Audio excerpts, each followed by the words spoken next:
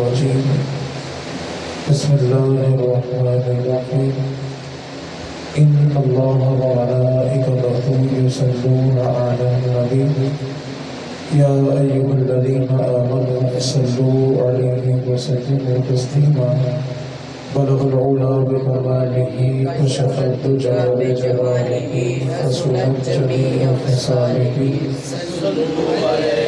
بلغ العلا بكماله كشف الدجى بجماله حسنت جميع خصاله۔ اللہ رب العزت نے ہم سب پر جو سب سے بڑا احسان کیا کہ ہم سب کو مسلمان گھرانے میں پیدا کیا۔ بے نیاز ذات ہے، چاہتی تو آج ہم کسی گائے کے آگے بھی ماتھا ٹیک سکتے تھے، سورج کی، ستاروں کی، چاند کی پوجا بھی کر سکتے تھے، لیکن اس مالک نے ہم پر کرم کیا کہ ہمیں اپنی ذات کے سامنے سجدہ کرنے کی توفیق بخشی۔ ہم صرف اس ایک جملے کے اوپر اگر توجہ کریں کہ یہ مالک کا ہمارے اوپر کتنا بڑا احسان ہے کہ ہم ایک خدا کی عبادت کرتے ہیں۔ ایک خدا آج جس ہم دور سے گزر رہے ہیں، یہ زمانہ جو ہے وہ الحاد یعنی بے دینی کا زمانہ ہے۔ ہر دور کے اندر فتنے مختلف طریقے کے ہوتے ہیں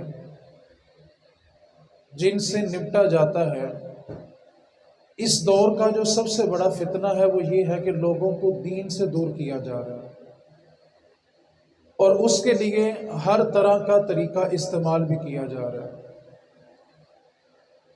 خدا کی ذات ایک ہے، اگر ہم کسی غیر مسلم کو یہ سمجھانا چاہیں کہ خدا ایک ہے تو سوال یہ پیدا ہوتا ہے کہ مسلمان ہونے کے ناطے ہمارے پاس قرآن اور حدیث کے علاوہ کیا کوئی عقلی دلیل موجود ہے کہ خدا ایک ہے؟ کیونکہ اگر ہم کسی غیر مسلم سے کہتے ہیں کہ خدا ایک ہے تو پہلی بات وہ یہ کرے گا کہ میں تو مانتا ہی نہیں کہ خدا ایک ہے۔ آپ کو ثابت کرنا پڑے گا قرآن سے، تو وہ کہے گا جب میں تمہارا خدا نہیں مانتا تو اس کی کتاب کیوں مانوں؟ پھر آپ کہیں گے جی میں حدیث سے بتاتا ہوں کہ خدا کی ذات ایک ہے، وہ کہے گا جب میں نے خدا نہیں مانا، اس کی کتاب نہیں مانی، تو پھر میں اس کے رسول کی باتیں کیسے مانوں؟ آج جس دور سے ہم گزر رہے ہیں، ہمارے بچے جب اسکول، کالج، یونیورسٹی کا رخ کرتے ہیں تو وہاں پر ایسا طبقہ ان کو بڑی آسانی سے مل جاتا ہے جو خدا کی ذات کا بھی انکار کرنے کے لیے تیار ہے۔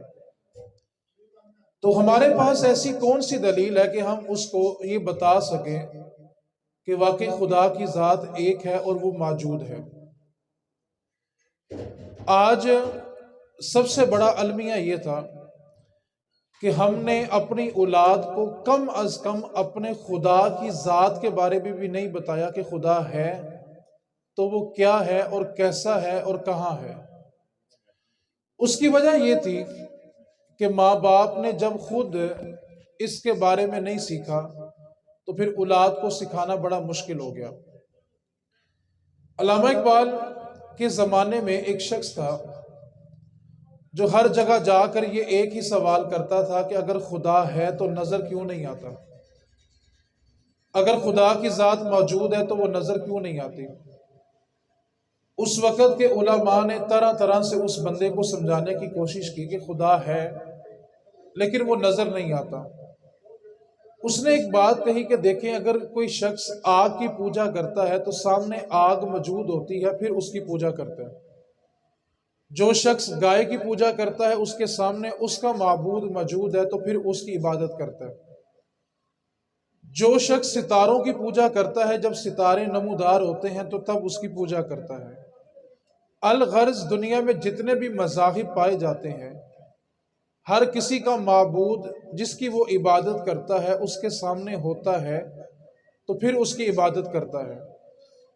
مسلمان ایک واحد مذہب ایسا ہے اسلام کا کہ خدا ہے لیکن نظر نہیں آتا۔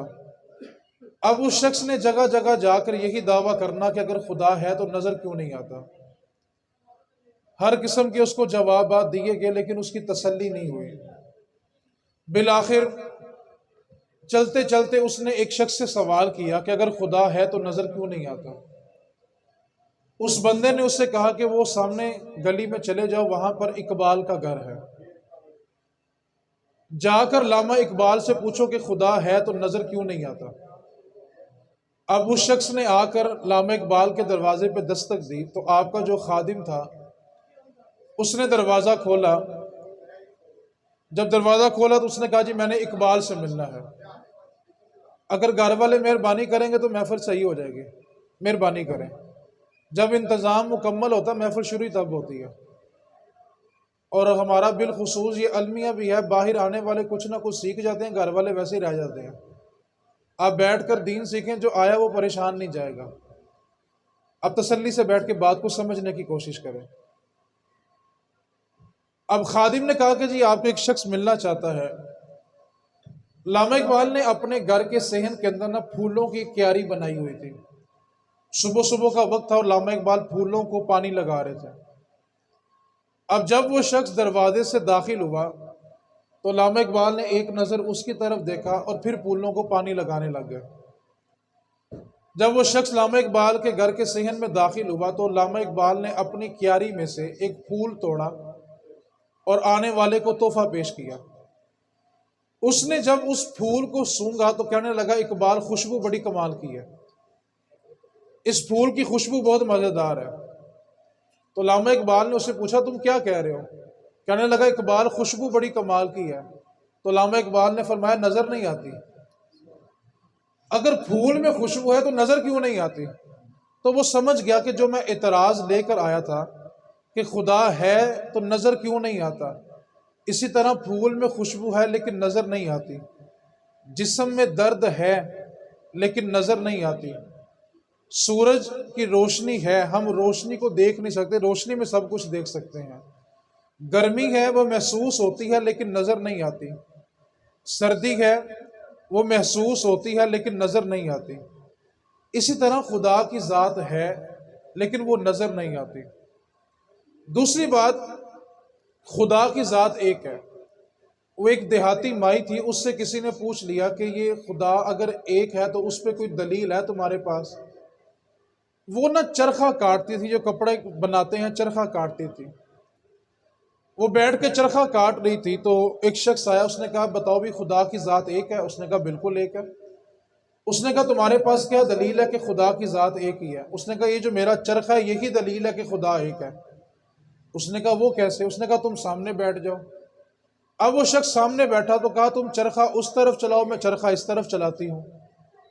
جب وہ آمنے سامنے بیٹھ کے ایک دوسرے کی طرف چرخہ کھینچنے لگے تو چرخہ ٹوٹ گیا۔ اس بڈھی مائی نے کہا دیکھ، ایک چرخہ چلانے والے دو ہوں تو وہ بچتا نہیں ہے، اور اگر کائنات چلانے والے دو ہوتے تو خدا ایک ہے تو نظام چل رہا ہے۔ یہ سب سے بڑا اس کا احسان ہے کہ اس نے ہمیں مسلمان گھرانے میں پیدا کیا۔ اس کے بعد اس کا سب سے بڑا دوسرا احسان ہماری ذات پر یہ ہے کہ اس مالک نے ہمیں حضور کا امتی بنایا۔ یہ اس قدر بڑا احسان ہے کہ ایک لمحے کے لیے اس بات پر توجہ کریں۔ آج کتنی چیزیں ایسی ہیں جو صرف اور صرف ہمارے پاس اس لیے موجود ہے کہ ہم حضور کی امتی ہیں۔ حضور کی امت کو سب سے آخر میں کیوں بھیجا گیا؟ آپ اس جملے کے اوپر توجہ کریں۔ گزشتہ جتنی بھی امتیں گزری ہیں جب ان پر عذاب آئے تو آج ہم اس کو کتابوں میں پڑھتے ہیں، قرآن میں پڑھتے ہیں، حدیث میں پڑھتے ہیں، تاریخ میں پڑھتے ہیں کہ کس قوم نے کون سی نافرمانی کی تھی تو اس پر فلاں عذاب آیا تھا۔ آپ اس امت کے اوپر اللہ کا ایک کرم یہ بھی دیکھیں کہ اللہ نے اس امت کو سب سے آخر میں رکھا کہ محبوب تیری امت کے بعد تیری امت کا عذاب پڑھنے والا بھی کوئی نہ ہو، تیرے بعد کوئی پڑھے ہی نہ کہ تیری امت کے ساتھ رب نے کیا کیا ہے۔ آپ اس بات کے اوپر توجہ کریں. میں آپ کو ایک مثال دیتا ہوں. نبی پاک صلی اللہ علیہ وسلم کا فرمان ہے، جب ہم میت کو قبر میں اتار دیتے ہیں، سوال و جواب ہو گئے تو دو صورتیں ہوتی ہیں. کامیاب ہوا تو جنت کی کھڑکی کھل گئی، ناکام ہوا تو جہنم کا دروازہ کھل گیا. آپ ایک لمحے کے لیے توجہ کریں. جو بندہ آدم علیہ السلام کے زمانے میں مرا اور اس کو دفن کیا گیا، اگر تو جنتی تھا تو بات ٹھیک ہے، اور اگر جہنم کا دروازہ کھلا ہے تو کتنے لاکھوں برس بیت گئے ہیں، اور ابھی قیامت کتنے ہزار سال بعد ہے، کوئی اس کو بتا نہیں سکتا. آپ اس امت کے اوپر ایک کرم رب کا یہ بھی دیکھیں کہ سب سے کم اس امت کو اپنی قبروں میں رہنا پڑے گا. آپ قبر کے عذاب کا ایک لمحے کے لیے تصور کریں کہ جس بندے کی قبر میں آج سے لاکھوں برس پہلے جہنم کی کھڑکی کھلی ہوگی اور آج تک وہ اس عذاب کو محسوس کر رہا ہے اور وہ نہیں جانتا قیامت کب آنی ہے. لیکن حضور کی امت پر ایک کرم یہ بھی ہے کہ سب سے کم عرصہ جس نے قبر میں رہنا ہے وہ حضور کی امت ہے. تو یہ کچھ احسانات ایسے ہیں جس کا کوئی نعم البدل نہیں ہو سکتا. اللہ نے ہمیں مسلمان بنایا، پھر اس کے بعد حضور کا امتی بنایا. اب اتنے بڑے کرم ہونے کے باوجود اگر انسان اپنے آپ کو نہ بدلے، انسان اپنی طبیعت کو نہ بدلے، یہاں پر جتنے شخص بھی موجود ہیں یا جتنی خواتین پس پردہ اس آواز کو سن رہی ہیں، ہم میں سے ہر شخص ایک طبیعت رکھتا ہے. وہ یہ کہ کسی بندے نے اگر 2 دن تک اپنے کپڑے نہ بدلے ہوں تو تیسرے دن اس کو اسی لباس سے کراہت محسوس ہوتی ہے. اور اگر وہی بندہ 3 دن تک اپنے دانتوں کو صاف نہ کرے تو اس کو چیز کھانے میں بھی کراہت محسوس ہوتی ہے. ہم میں سے ہر شخص یہ چاہتا ہے کہ جب تیسرا دن ہو جائے تو کم از کم ہم اپنے کپڑے بدل لیں، کیونکہ اس سے بدبو آتی ہے. ہم غسل کر لیں تاکہ بدن سے بدبو نہ آئے. ہم دانتوں کی صفائی کریں تاکہ جو سامنے بیٹھا ہو اس کو ہمارے منہ کی بدبو سے اذیت نہ ہو. ہم ہر 2 دن بعد لباس بدلنے کے لیے تیار ہیں، اپنے منہ کی صفائی کرنے کے لیے تیار ہیں، لیکن ہم 2 دن کے بعد اپنا دل صاف کرنے کے لیے تیار نہیں ہیں. وہ دل گندا ہے تو سالوں سال سے گندا ہے. لباس بدل لیا، صفائی کر لی، غسل کر لیا، لیکن جو دل تھا نا اس کی صفائی نہیں کی. میں اس مثال کو تھوڑے آسان طریقے سے سمجھانے کی کوشش کرتا ہوں. جتنے لوگ یہاں پر بیٹھے ہوئے ہیں الحمدللہ سب مساجد میں جانے والے ہیں. جو نہیں جاتا اللہ اس کو جانے کی توفیق عطا فرمائے. آپ میں سے جب بھی کوئی شخص مسجد میں داخل ہوتا ہے، اگر اس کو مسجد کے قالین کے اوپر کوئی کچرا گرا ہوا ملے تو سب سے پہلے ہم کیا کریں گے؟ اس کچرے کو اٹھائیں گے، یا تو جیب میں ڈال لیں گے یا جا کر مسجد سے باہر پھینک دیں گے. آپ بالکل سادہ مسلمان جو بندہ ریڑھی بھی لگاتا ہے نا، اس سے بھی پوچھ لو کہ یار تم نے مسجد سے کچرا کیوں اٹھایا تھا، تو اس کے پاس صرف ایک ہی جواب ہے، یار اللہ کا کار ہے، وہ اللہ کا گھر ہے، میں نے وہاں سے اس لیے کچرا اٹھا لیا. ہم مساجد کو دھونے کے لیے خادم بھی رکھ لیتے ہیں، صرف کے ساتھ مساجد دھوئی جاتی ہیں کہ یہ اللہ کا گھر ہے. بیت اللہ میں چلے جائیں تو خانہ کعبہ کا جو مطاف ہے جہاں پہ طواف کیا جاتا ہے وہ اتنا صاف ہے کہ وہاں مکھی بھی نہیں بیٹھتی. آپ کسی سے پوچھ لیں بھئی مطاف جو ہے جہاں پہ طواف کیا جا رہا ہے اس کی اتنی صفائی کیوں ہے، تو ایک ہی جواب ہے، جی کعبہ ہے، اللہ کا گھر ہے، اس لیے اتنی صفائی کی ہے. یہودی لوگ اپنے کلیسا میں جاتے ہیں جو ان کا عبادت خانہ ہے، وہ اپنے کلیسا کو ہر وقت صاف ستھرا رکھتے ہیں کیونکہ وہ ان کے نزدیک ان کے خدا کا گھر ہے. عیسائی اپنے چرچ میں جاتے ہیں اور اس کو ہر وقت صاف ستھرا رکھتے ہیں کیونکہ وہ ان کے مذہب کے مطابق ان کے خدا کا گھر ہے. ہندو اپنے مندر جاتا ہے تو اس کو صاف رکھتا ہے کیونکہ وہ اس کے نزدیک اس کے خدا کا گھر ہے. مسلمانوں نے مسجد صاف کی، کعبہ صاف کیا کہ خدا کا گھر ہے. یہودی نے اپنا کلیسا صاف کیا کہ وہ اس کے مذہب کے نزدیک اس کے خدا کا گھر ہے. عیسائی نے اپنا چرچ صاف کیا کہ وہ اس کے نزدیک اس کے خدا کا گھر ہے. ہندو نے اپنا مندر صاف کیا کہ وہ اس کے نزدیک اس کے خدا کا گھر ہے. لیکن ایک عقیدے کی بات یاد رکھیں، خدا نہ مسجد میں ہے، نہ کعبے میں ہے، نہ مندر میں ہے، نہ چرچ میں ہے، نہ کلیسا میں ہے. خدا ان میں سے کسی جگہ پہ نہیں ہے. کیوں؟ جو کسی جگہ میں سما جائے وہ خدا نہیں ہوتا. اور جو کسی جگہ پہ نہ سمائے وہی خدا ہوتا ہے۔ جو جگہ میں سما جائے، جگہ میں قید ہو جائے، وہ خدا نہیں ہوتا۔ ہم یہ جو جملہ استعمال کرتے ہیں نا، خدا ہر جگہ موجود ہے، یہ جملہ بولنا کفر ہے۔ کیوں؟ جو جگہ میں سما جائے وہ خدا نہیں ہوتا، اور جو جگہ میں نہ آئے وہی خدا ہوتا ہے۔ جملہ یہ استعمال کرنا چاہیے کہ خدا موجود ہے، جگہ کی قید لگانا یہ جائز نہیں ہے۔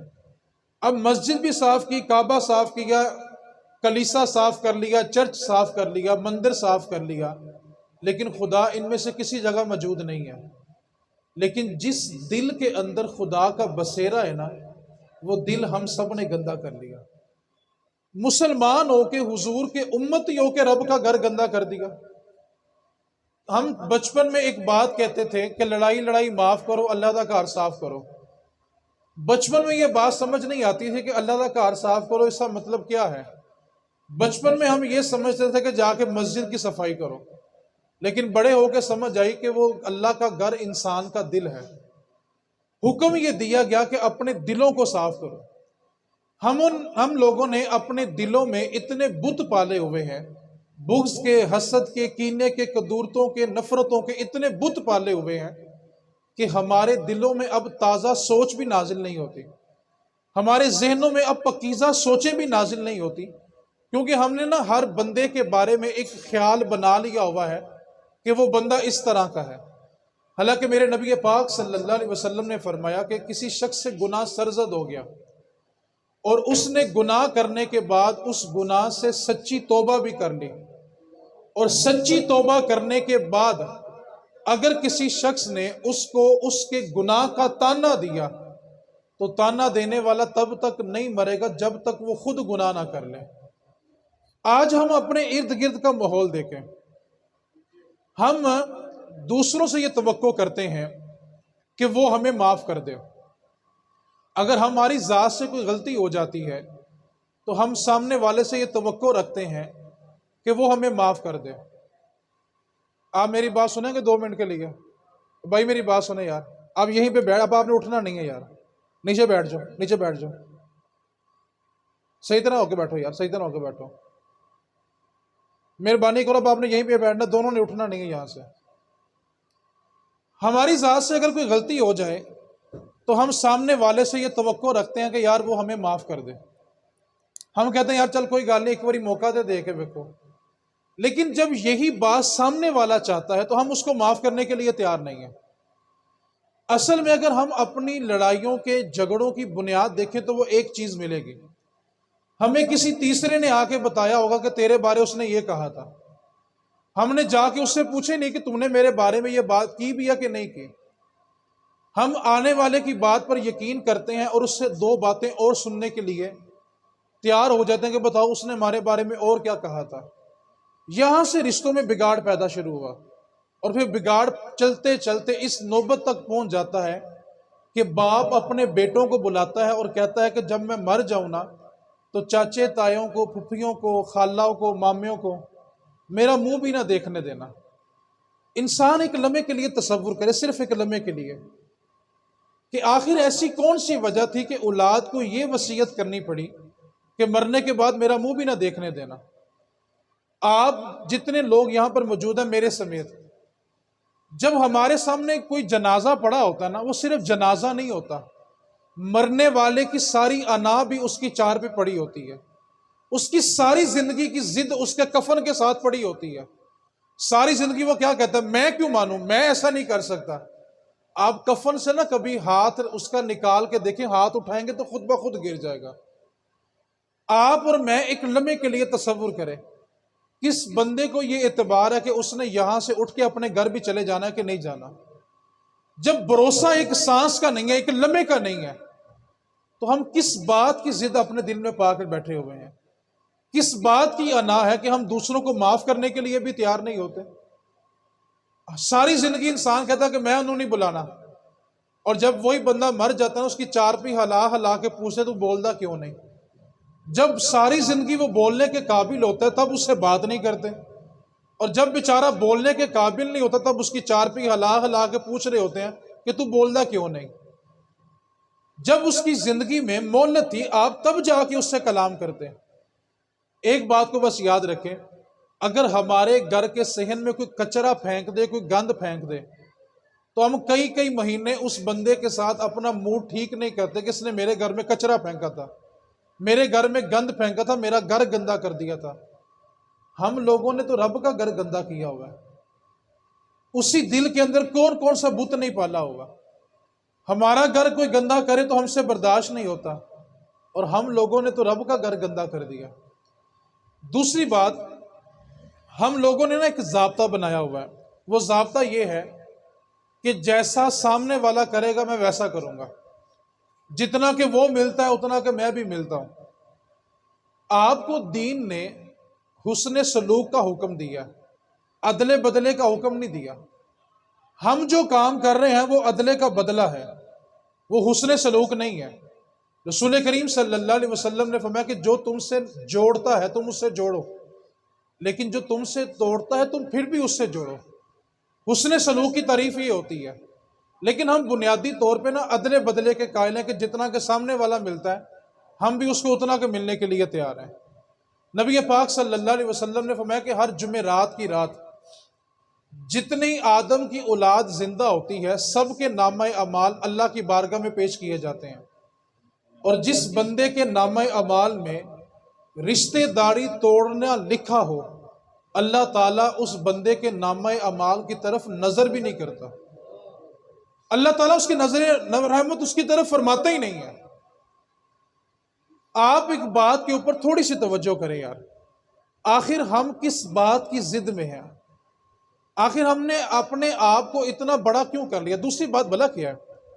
ہمارے جھگڑوں کی تیسری بنیاد یہ ہے کہ اس نے مجھ سے پوچھا نہیں تھا، اس نے میری رائے لی تھی تو میری بات مانی نہیں تھی۔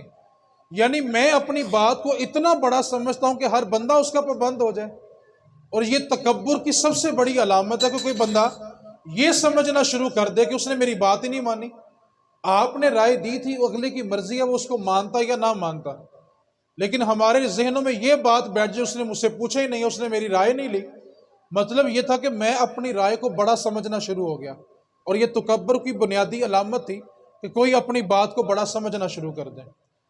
چوتھی بات، ٹوٹل 5 باتیں کرنی ہے۔ چوتھی بات، وہ ایک خاتون تھی، وہ ایک مولوی صاحب کے پاس چلے گئی کہ جی میری بہو مجھ سے بڑا لڑتی ہے، تو مجھے کوئی تویز دیں کہ ہمارے گھر کے جھگڑے ختم ہو جائیں۔ 2 باتیں رہ گئی ہیں، اس لیے تھوڑی توجہ چاہتا ہوں، گفتگو مکمل ہو گئی ہے۔ اس نے کہا کہ مجھے کوئی ایسا تویز دیں کہ ہمارے گھر کے جھگڑے ختم ہو جائیں۔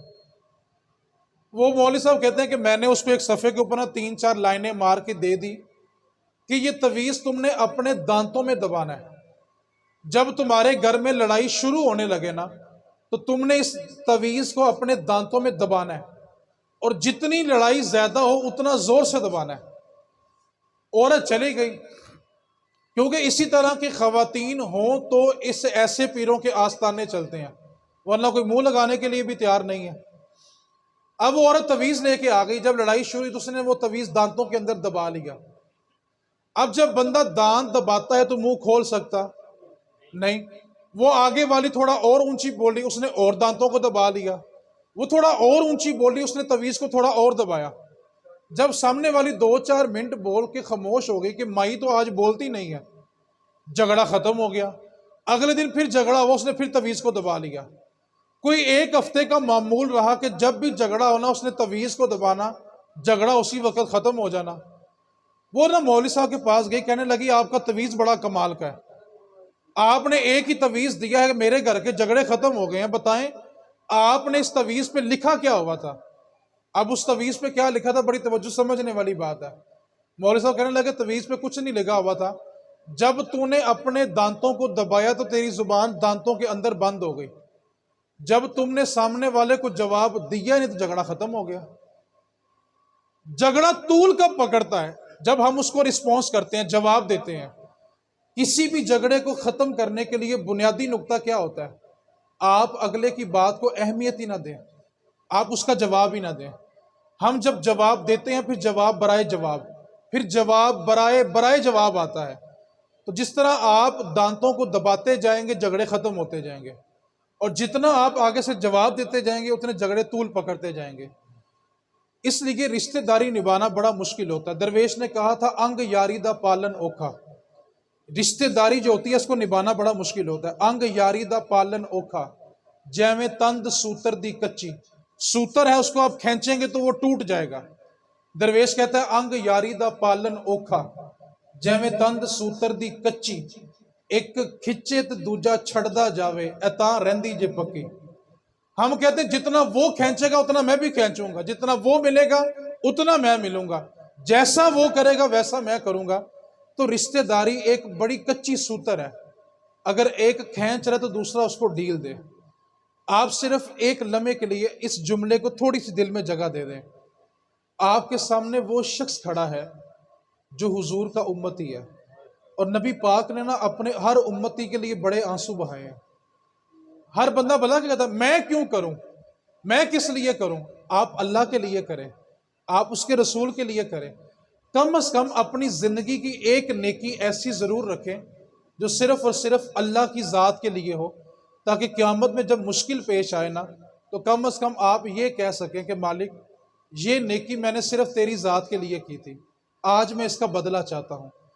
آخری جملہ اس موضوع کے اوپر، اور ایک بات میری رہ گئی. آخری جملہ اگر آپ سمجھ لیں گے تو بہت سارے مسائل حل ہو جائیں گے. قیامت کے دن کو یوم الحساب کہتے ہیں. یوم الحساب کا مطلب بھلا کیا ہوتا ہے؟ اس دن ہر چیز کا حساب ہوگا، حتیٰ کہ حساب بھلا کیسا ہوگا؟ اللہ فرماتا ہے ما یلفظ من قول الا لدیہ رقیب عتید. تمہاری زبان سے جو نکل رہا ہے نا وہ لکھا جا رہا ہے، اور قیامت میں اس کا حساب دینا ہے.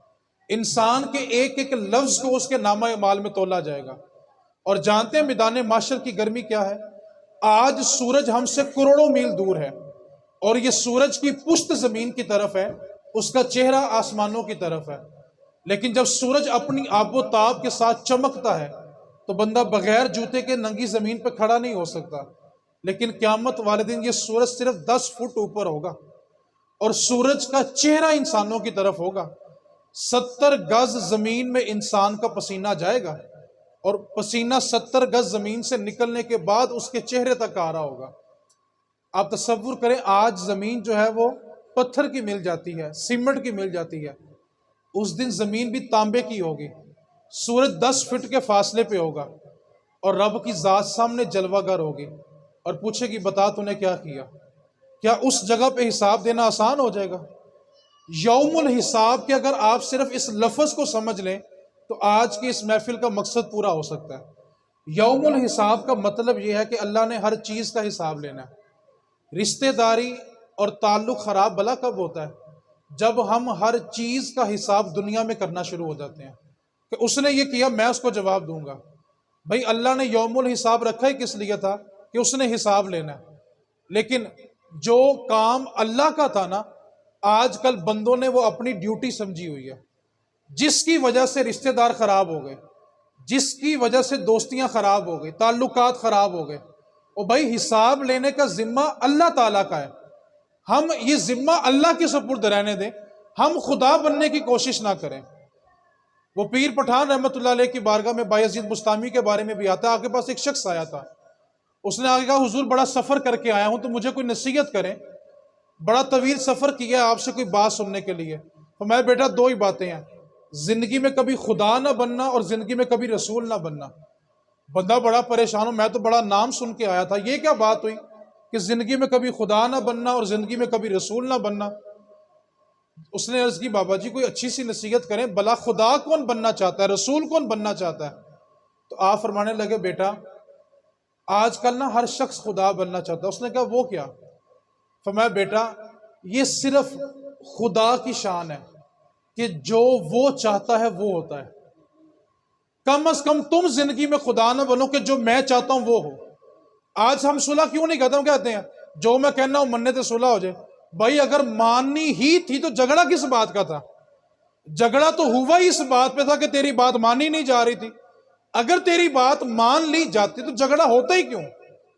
یہ صرف خدا کی شان ہے کہ جو وہ چاہتا ہے وہ ہوتا ہے. لیکن آج ہم میں سے نا ہر بندہ خدا بننا چاہتا ہے کہ جو میں چاہتا ہوں وہ ہو تو پھر رشتہ داری نبھائی جا سکتی ہے. پھر تعلقات قائم رہے جا سکتے ہیں، خدا نہ بنے۔ یہ صرف خدا کی شان ہے کہ جو وہ چاہتا ہے نا وہی ہوتا ہے۔ ہم چاہتے ہیں کہ جو ہم چاہیں بس وہی ہو جائے۔ تو میں بیٹا زندگی میں کبھی رسول نہ بننا۔ تو میں بیٹا یہ صرف رسول کی شان ہے کہ جو اس کی مخالفت کرتا ہے وہ کافر ہو جاتا ہے۔ کبھی زندگی میں رسول نہ بننا کہ جس نے میری بات نہیں مانی وہ کافر ہو گیا۔ آج کل یہ بیماری تھوڑی مولویوں کو لگی ہوئی ہے، تھوڑی ان کو علم کی بد ہضمی ہو گئی ہے۔ یہ صرف رسول کی شان ہے کہ جو اس کا انکار کرتا ہے وہ کافر ہو جاتا ہے۔ 4 باتیں مکمل ہوگی، 5ویں اور آخری بات، یہ سب کچھ ٹھیک کب ہوگا؟ کیونکہ ڈاکٹر اچھا وہی ہوتا ہے جو مرض بتانے کے بعد علاج بھی بتائے۔ بہت سارے بندے ہوتے ہیں مرض پکڑ لیتے ہیں لیکن علاج نہیں ہوتا، بہت سارے دوائی دے دیتے ہیں لیکن علاج نہیں، مرض نہیں پکڑ سکتے۔ ایک بات کو یاد رکھیں، رشتہ داروں میں اختلاف تب محسوس ہوتا ہے جب بندہ یہ سمجھتا ہے کہ اس نے میرا حق ادا نہیں کیا، اس کو میرے ادب کا نہیں پتا، احترام کا نہیں پتا، اس کو میرے حقوق کا نہیں پتا۔ آپ صرف ایک لمحے کے لیے توجہ کریں، میاں بیوی دونوں میں جب اختلاف ہوتا ہے، جھگڑا ہوتا ہے، شوہر اگر گالی نکال دے تو اس دن باپ یہ بات اپنے دل میں پختہ بٹھا لے کہ اب اس کی اولاد کی تربیت نہیں ہو سکتی۔ جس گھر میں ماں اور باپ جھگڑا نہیں کرتے، ماں باپ بوڑھے بھی ہو جائیں تو اولاد ماں باپ کے آگے نہیں بول سکتے۔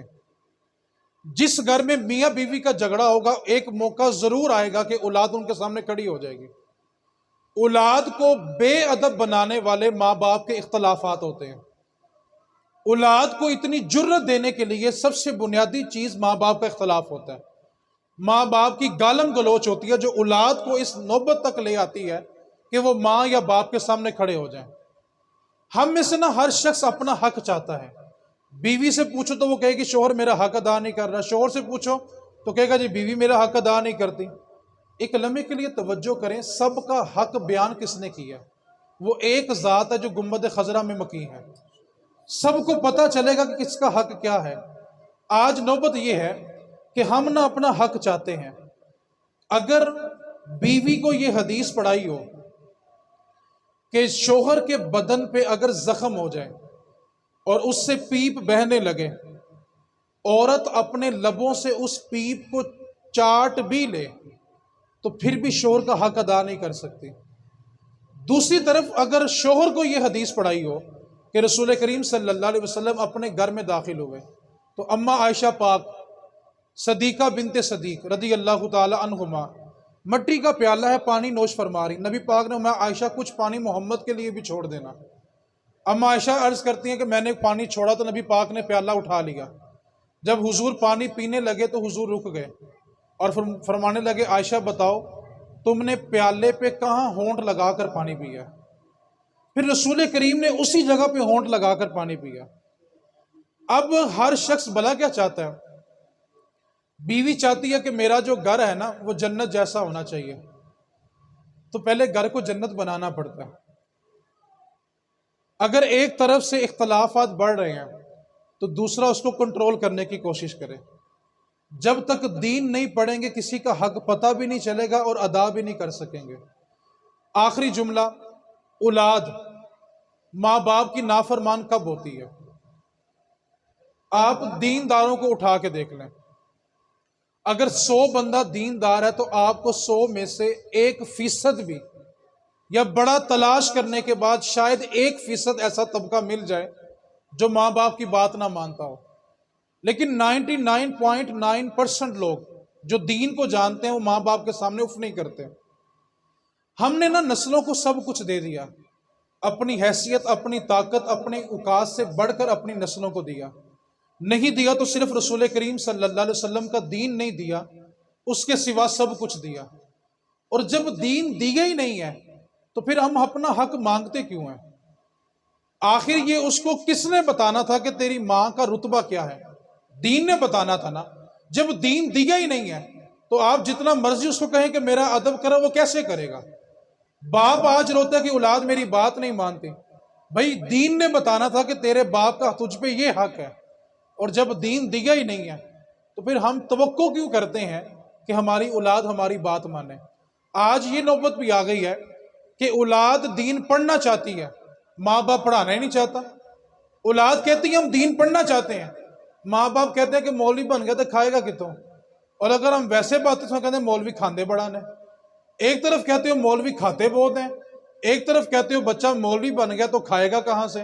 وہ کسی ایک کنارے تو بیٹھے نا یار۔ ساری دنیا بھوکی مر سکتی ہے، دیندار کبھی بھوکا نہیں مرے گا۔ یہ زیادہ کھانے سے، بد ہضمی ہونے سے مر سکتے ہیں، بھوکے نہیں مریں گے۔ آپ دین کی برکت چیک کر کے دیکھیں۔ میں ایک چیلنج دیتا ہوں، اگر آپ پوری دنیا میں چلے جائیں، پوری دنیا کا، صرف پاکستان کا نہیں، پوری دنیا کا ایک ہاسپٹل مجھے دکھائیں، ایک ہاسپٹل، اور اس ہاسپٹل کی ایک وارڈ ایسی دکھائیں جس کے بیڈوں کے اوپر سارے کے سارے دیندار پڑے ہوں۔ کسی کو پیشاب کی نالی، کسی کو خوراک کی نالی، کسی کو سانس کی نالی لگی ہو، کہ پوری کی پوری وارڈ دینداروں کی ہے۔ آپ نے کبھی ہاسپٹل میں جا کے دیکھا کہ سارے کے سارے مولوی پڑے ہوں؟ جانتے ہو کیوں؟ اللہ دین کے صدقے دیندار پہ یہ وقت آنے نہیں دیتا، اور اگر آ جائے تو پھر یہ اس کا آخری وقت ہوتا ہے، اس کو شفا نہیں ملتی۔ آپ نسلوں کو دین دیں تو وہ آپ کو بتائیں گے کہ ماں باپ کا ادب کیا ہے۔ آج جو بچہ انٹیلیجنٹ ہوتا ہے، یہ میرا پتر ڈاکٹر بنے گا، انجینئر بنے گا، یہ فلاں بنے گا، یہ فلاں بنے گا، جو گھر میں کسی کام کا نہیں میری طرح کا، اے میرا پتر حافظ قرآن بنے گا۔ دین کو ایسے لوگوں کی ضرورت نہیں تھی، دین خود بڑا خوددار ہے۔ ہم نے جیسے بچے دین کو دیے تھے نا، پھر ان بچوں نے ہمیں ویسا دین دیا۔ یہ سودا ہم نے شروع کیا تھا، اور اگر دین سے بچا بچا کے نسلوں کو جوان کر دیں گے نا، ایک جملہ میں جگہ جگہ، گلی گلی، چراہے چراہے کہتا ہوں، اگر اپنی نسل کو دین نہیں نہ دیں گے، اس کا احساس آپ کو تب ہوگا جب آپ کی میت گھر کے صحن میں پڑی ہوگی، آپ کے جوان بیٹے آپ کے سر پہ کھڑے ہوں گے، اور وہ کسی کو ٹیلی فون کریں گے کہ آ کے ابو کو غسل دے دو۔ آپ تصور کریں اس باپ نے زندگی میں کمایا ہی کیا ہے کہ جس کے مرنے کے بعد اس کے بچے اس کو غسل کے لیے ہاتھ لگانے کے لیے بھی تیار نہیں ہے۔ آپ کے کروڑوں کے بنگلے، آپ کی کروڑوں کی حویلیاں، آپ کی لاکھوں کی گاڑیاں کس کام کی ہیں کہ آپ کے مرنے کے بعد آپ کا بچہ تو آپ کو ہاتھ لگانے کے لیے تیار نہیں ہے؟ اس ماں کا لاکھوں کا زیور، لاکھوں کی جائیداد کس کام کی ہے جس کی بیٹی مرنے کے بعد اپنی سگی ماں کو ہاتھ لگانے کے لیے بھی تیار نہیں ہے؟ خدا کی قسم، اس سے بڑا غریب ماں باپ مرا ہی نہیں ہے جس کے مرنے کے بعد اس کے بچے اس کو ہاتھ لگانے کے لیے بھی تیار نہ ہو۔ یہ اس کی غربت کی انتہا ہے کہ بھئی لاکھوں کی گاڑیاں، کروڑوں کے بنگلے ہیں، لیکن غربت کی انتہا یہ ہے کہ باپ کی میت پڑی ہوئی ہے اور سگا بیٹا اپنے باپ کی میت کو ہاتھ لگانے کے لیے بھی تیار نہیں ہے۔ آپ نے اولاد کو جائیداد تو دے دی، گھر بنا کے دے دیا، گاڑی لے کے دے دی، کاروبار کروا دیا، یہ ساری چیزیں ضروری تھی، لیکن کبھی سوچیں کہ میرا جو سانس اندر اترا ہے اس نے پتہ نہیں باہر بھی آنا کہ نہیں آنا؟ کبھی تصور کیا کہ میں مر جاؤں تو آیا میرا بچہ مجھے ہاتھ لگانے کے لیے بھی تیار ہے کہ نہیں تیار؟ باپ کی گاڑی نشانی سمجھ کے رکھ لو گے، موبائل نشانی سمجھ کے رکھ لو گے، لیکن جو باپ کے بدن سے کپڑے اترتے ہیں نا، اپنے گھر میں کوئی نہیں رکھتا۔ آج جس اولاد پہ بڑا مارن، میرے پتر نے، میریاں باواں نے، میرا مستقبل نے، او بھائی کس گمان میں ہو یار؟ یہ بچے تو آپ کے کفن سے جو کپڑا بچے گا نا، یہ کپڑا بھی اپنے گھر میں نہیں رکھیں گے۔ جس اولاد پہ بڑا مان ہے نا، جس صابن کے ساتھ ماں باپ کو نہلایا ہوتا ہے نا، یہ بچے تو وہ صابن بھی اپنے گھر میں نہیں رکھتے۔ آج ماں جب بیٹی پیدا ہوتی ہے نا تو اس دن سے اس کا جہیز بنانا شروع کرتی ہے، اور شادی والے دن تک اس کا جہیز مکمل نہیں ہوتا۔ کیا اس ماں نے کبھی سوچا کہ جب میں مر جاؤں گی میری بیٹی میرے کانٹے، بالیاں اور چوڑیاں اتارنے کے لیے تو آ جائے گی، لیکن ماں کو نہلانے کے لیے نہیں آئے گی؟ آخر اس ماں نے زندگی میں کیا کمایا جس کی بیٹی نے اس کو مرنے کے بعد ہاتھ بھی نہیں لگایا؟ ساری زندگی اس بیٹی کا جہیز بنانے کے لیے گزار دی، باپ نے ساری زندگی بیٹے کو سیٹ کرنے کے لیے گزار دی۔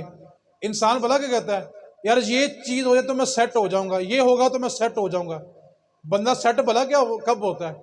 جب اس کو قبر میں اتار کے اس کا چہرہ قبلے کی طرف کر کے لوگ بھلا کہتے ہیں یار ہن سیٹ ہو گیا۔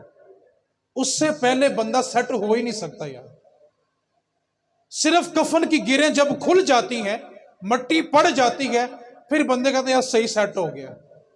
اور ہم ساری زندگی اپنا ناک رکھنے کے لیے بھلا کیا کہتے ہیں، یار لوکی کی کہیں گے، لوکی کی کہیں گے، چودھری صاحب نے انج کر لیا، میر صاحب نے انج کر لیا، میاں صاحب نے انج کر لیا، لوکی کی کہیں گے، لوکی بھلا کی کہندے نے انا للہ و انا الیہ راجعون، بس اس کے آگے پیچھے لوگ کچھ نہیں کہتے یار۔ آپ تصور کریں آپ کی اولاد آپ کی کس کام کی ہے۔ ایک بات کو یاد رکھیں، اس سودے کا آپ کو بھلا کب پتا چلے گا؟ جب آپ کو قبر کی تنہائیوں میں قرآن اور نماز کی ضرورت ہوگی نا، اور آپ کا بیٹا قرآن اور نماز نہیں نہ پڑھے گا، پھر آپ کو احساس ہوگا کاش میں اپنی نسل میں سے ایک بچے کو دین پہ لگا کے آتا۔ آج جس دور سے ہم گزر رہے ہیں نا، وہ دور بھلا کیا ہے؟ بیٹا ماں یا باپ کو دفن کر کے گھر آتا ہے نا، گھر آنے کے بعد اس بیٹے کو سوچ بھلا کیا ہوتی ہے؟ صبح منڈی چنے لینے کے لیے جانا ہے، فروٹ لینے کے لیے جانا ہے۔ کاش ماں باپ نے اولاد کو یہ سوچ دی ہوتی، بیٹا منڈی سے چنے آئیں یا نہ آئیں، جس وقت تیرا باپ یا تیری ماں قبر میں حساب دے رہے ہو نا، تو کم از کم ان کے سرانے بیٹھ کے قرآن کا ایک رکوع پڑھ لینا۔ آخر اس بچے کو یہ فکر کیوں نہیں ہے کہ میرا باپ قبر میں حساب دے رہا ہے؟ آخر ہم نے اپنی نسل کو یہ سوچ کیوں نہیں دی کہ تیری ماں قبر میں اس وقت حساب دے رہی ہے؟ جو عمر تربیت کرنے کی ہوتی ہے نا، جس عمر میں بچے کی تربیت کرنی ہوتی ہے، اس میں ہم صرف لاڑ دیکھتے ہیں، اور جب عمر گزر جاتی ہے تو ہر ماں چاہتی میرا پتر غوث اعظم ہونا چاہیے۔ جب تربیت کی عمر تھی، اس کو غوث بنانے کی عمر تھی، تب اس کی تربیت نہیں کی۔ بعد میں کیا کہتے ہیں، قاری صاحب میرا دھیان کرنا، سکول جا کے استاد جی میرا دھیان کرنا، گھر گل نہیں مانتا۔ آخر وہ بات کیوں نہیں مانتا؟ میں یہ سمجھتا ہوں جس دن باپ یہ کہہ دیتا ہے نا کہ میری گل نہیں مانتا، تسی یہ سمجھاؤ، اس دن باپ اپنا اختیار ختم کر لیتا ہے۔ اس دن باپ سمجھ لیتا ہے کہ میں فیل ہو گیا ہوں۔ آخر یہ نوبت کیوں آئی کہ ماں باپ کو جا کے کسی کو کہنے پڑا کہ آپ اس کو سمجھائیں؟ کیوں کہ جب تربیت کی عمر تھی تب تربیت نہیں کی، اور جب عمر گزر گئی تو ہر ماں کی خواہش ہے میرا پتر غوث اعظم ہونا چاہیے۔ جو عمر اس کو غوث بنانے کی تھی نا، اس عمر میں اس کی تربیت کرتے۔ تو ساری گفتگو کا خلاصہ کلام دو باتوں میں ہے۔ جب انسان کو چارپائی پہ لٹا کے چٹا کفن باندھ دیا جاتا ہے نا، اس کے ساتھ اس کی ضد، انا، حسد، بغض، کینہ، کدورتیں، نفرتیں، سب کچھ باندھ دیا جاتا ہے۔ اس کفن کی گرہ بندنے سے پہلے پہلے اپنے دلوں کو صاف کر لو یار۔ اگر کوئی شخص چاہتا ہے نا کہ میری میں نہیں مردی، میرا دل صاف نہیں ہوتا، ایک چھوٹا سا وظیفہ کر کے دیکھ لیں، آپ کا زندگی بھر کے لیے دل صاف ہو جائے گا۔ جو بندہ کہتا ہے نا میں بڑی کوشش کرتا ہوں کہ میرا دل نرم ہو لیکن ہوتا نہیں ہے، اس کو وظیفہ میں بتاتا ہوں، ایک آدھے گھنٹے کا وظیفہ، اور ایک ہی بار کرنا ہے، دوبارہ کرنا بھی نہیں ہے۔ وہ صرف ایک مردے کو نہلا کے دیکھے، وہ مردے کا غسل بتائے گا کہ مرنے کے بعد بندے کے ساتھ ہوتا کیا ہے، اور بندہ کتنا بے بس اور لاچار پھٹے کے اوپر پڑا ہوتا ہے۔ آج جس نام کے لیے ہم سب کچھ کرتے ہیں نا، کہ لوکی کی کہیں گے میر صاحب نے انج کر لیا، میاں صاحب نے انج کر لیا، اللہ تعالیٰ مرنے کے بعد انسان سے جو سب سے پہلی چیز چھینتا ہے وہ اس کا نام ہی ہوتا ہے۔ جس نام کی خاطر وہ ساری زندگی انا میں رہتا ہے نا، مرنے کے بعد سب سے پہلے اس کا نام ہی چھینتا۔ کیوں بھلا؟ آپ کا نام کوئی بھی ہو، جب لوگ آپ کے جنازے پہ آئیں گے تو وہ آپ کا نام لے کے آپ کا نہیں پوچھیں گے، پوچھیں گے میت کہاں ہے، جنازہ کہاں ہے۔ اور جس نام کی خاطر سب کچھ آپ نے توڑ دیا، اللہ نے مرنے کے بعد سب سے پہلے چھینا تو وہ نام ہی چھینا ہے۔ اس واسطے اگر کوئی شخص چاہتا ہے کہ اس کا دل نرم ہو جائے، ایک مردے کو نہلاتا ہوا دیکھ لے یار، اس کے پاس بیٹھ کے دیکھے مردے کے ساتھ ہو کیا رہا ہے، پھر دیکھیں اس کا دل نرم ہوتا ہے کہ نہیں ہوتا۔ اس واسطے اپنے دلوں کو صاف کریں، یہ اللہ کا گھر ہے۔ اور دوسری بات، اپنی نسل کو اتنا دین ضرور دے دینا۔ بعض اوقات دنیا میں چیزیں سمجھ نہیں آتی کہ یار مولوی بن گئے تو کھائیں گے، تو اب تو اللہ تعالیٰ نے اتنی سہولتیں دے دی ہیں، آپ 3-4 گھنٹے بچے کو دین پڑھائیں، باقی 7-8 گھنٹے ڈاکٹر بنائیں، انجینئر بنائیں، جس شعبے میں آپ کا دل چاہتا ہے آپ اس شعبے میں بھیجیں، بچہ آپ کا اچھا کاروبار بھی کرے گا، ساتھ دیندار بھی ہوگا۔ آج ہر بندہ بھلا کا کہہ رہا ہے ہمارے ملک کا نظام اچھا ہو جائے، آپ فیصلہ تو کریں، جب کپڑا بیچنے والا عالم ہو دھوکہ کرے گا، سودا تولنے والا دیندار ہو دھوکہ کرے گا، آج پاکستان میں کیا دکان کا نام ہے؟ مکی سٹور، مدنی سٹور، بسم اللہ سٹور، ماشاءاللہ سٹور. اسی نام کے نیچے بیٹھ کے 2 نمبری بھی ہو رہی ہے. نام رکھنے سے کچھ نہیں ہوتا جب تک سینے کے اندر دین نہ ہو. اس واسطے اپنی نسلوں کو اتنا دین ضرور دے دینا. اس باپ کے لیے میرا پیغام ہے جس نے اپنی اولاد کے لیے سب کچھ بنا لیا اور بنانے کی کوشش کر رہا ہے، لیکن اگر اس کے مرنے کے بعد اگر اس کا بیٹا بھی اس کو ہاتھ نہ لگائے گا تو اس سے بڑا غریب بندہ کوئی نہیں مرے گا. دیندار نسل کا فائدہ کیا ہوتا ہے؟ آپ کے خاندان میں جس کے بچے دیندار ہوں گے نا، جب اس کا کوئی بڑا جائے گا نا، اللہ سب کو لمبی زندگی، صحت اور ایمان دے، جب اس کا کوئی بڑا جائے گا نا تو پھر جا کے دیکھنا دیندار اولاد کا فائدہ کیا ہوتا ہے. آپ مجھے تو جب کسی بندے کا انتقال ہوتا ہے، کبھی کسی نے کہا ڈاکٹر صاحب کتنے نے، وکیل صاحب کتنے نے، انجینئر صاحب کتنے، کی پوچھتے نے یارو حافظ صاحب کتنے نے؟ پتہ کیا چلا؟ تجھے اپنی بخشش کے لیے حافظ کی ضرورت ہے. آپ مجھے ایک بات بتائیں، خاندان میں اگر ایک ڈاکٹر ہو، سارا خاندان اس سے فائدہ اٹھاتا ہے کہ نہیں اٹھاتا؟ بولو تو صحیح یار. بھائی آواز آ رہی میری؟ ڈاکٹر اگر پورے خاندان میں ایک ہو تو سارے فائدہ اٹھاتے ہیں. اگر ایک وکیل ہو تو، ایک انجینئر ہو تو، اور اگر عالم دین ہو تو. اگر میری ساری گفتگو سمجھنی ہو تو وہ ایک جملہ ہے، اگر مرنے والے کا بیٹا ڈاکٹر ہوگا نا تو جنازے میں زیادہ لوگ ڈاکٹر آئیں گے. مرنے والے کا بیٹا اگر انجینئر ہوگا تو زیادہ لوگ انجینئر آئیں گے. دکاندار ہوگا تو دکاندار آئیں گے. لیکن اگر مرنے والے کا بیٹا عالم دین ہوگا نا تو جہاں تک نگاہ اٹھاؤ گے تمہیں صرف علماء نظر آئیں گے. یار آپ کو میری ذات سے، کسی ایک دیندار کی ذات سے اختلاف ہو سکتا ہے، لیکن آپ کو نبی پاک کے دین سے تو اختلاف نہیں نہ ہونا چاہیے. یار آپ کے جی فلاں مولوی نے ایسا کیا، آپ مجھے بتائیں دنیا کا کون سا شعبہ ایسا جہاں پہ کالی بھیڑیں نہیں ہیں؟ اگر ایک ڈاکٹر جو ہے وہ ٹھیک نہیں ہے تو کیا آپ علاج کروانا چھوڑ دیتے ہیں؟ ایک انجینئر ٹھیک نہیں تو کیا نقشے بنوانا چھوڑ دیتے ہیں؟ ایک وکیل ٹھیک نہیں ہے تو کیا کیس لڑنا چھوڑ دیتے ہیں؟ اور اگر ایک عالم ٹھیک نہیں ہے تو کیا دین پڑھنا چھوڑ دو گے؟ جس کا اختلاف ہے اس کو اس کی ذات تک محدود کریں، نبی پاک کے دین سے اختلاف نہ کریں. دین دیں گے تو حق بھی مل جائے گا، مرنے کے بعد سکون بھی مل جائے گا. اولاد دیندار ہو تو فائدہ کیا ہوتا ہے؟ یہ کچھ سودے مرنے کے بعد سمجھ آتے ہیں.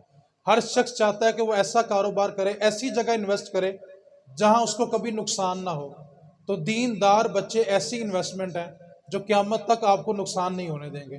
اب جس کے جی میں آئے وہ حاصل روشنی کرے، اب جس کے جی میں آئے وہ حاصل روشنی کرے. ہم نے تو دل جلا کے سرے عام کر دیا، وما علینا الا البلاغ.